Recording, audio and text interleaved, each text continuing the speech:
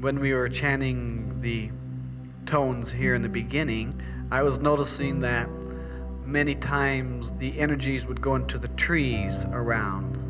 Especially will it go into the highest trees around.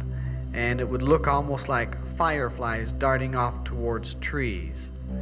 And so I was looking in the trees, and there were some of the Devic forms almost like bathing in the tones as the energy was coming to them, adding the lyrical consciousness of their own melodies.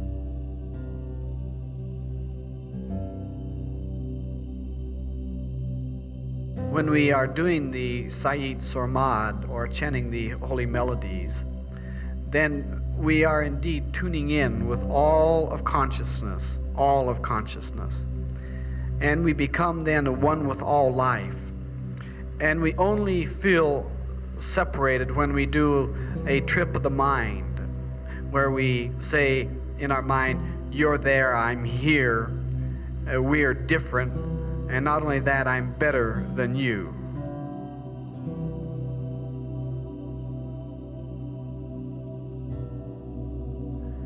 If we can get the basic self to come on in and go along with us, then we can fulfill biblical scripture of keeping your eye single, so that all of your levels of consciousness are directed into the celestial melodies.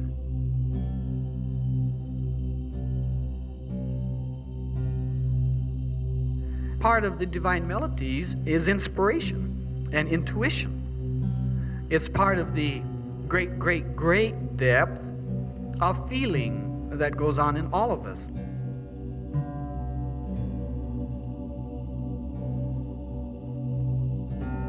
Only those who are indeed partaking of the celestial melodies can indeed sing the song of the soul.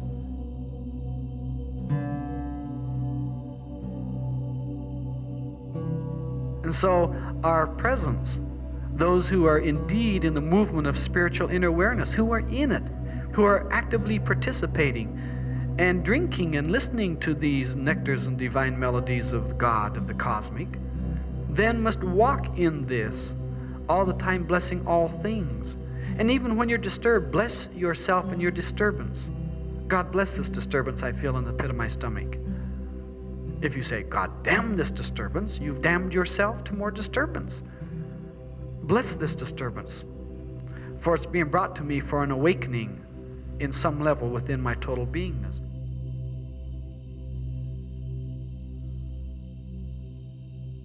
Berush Beshan.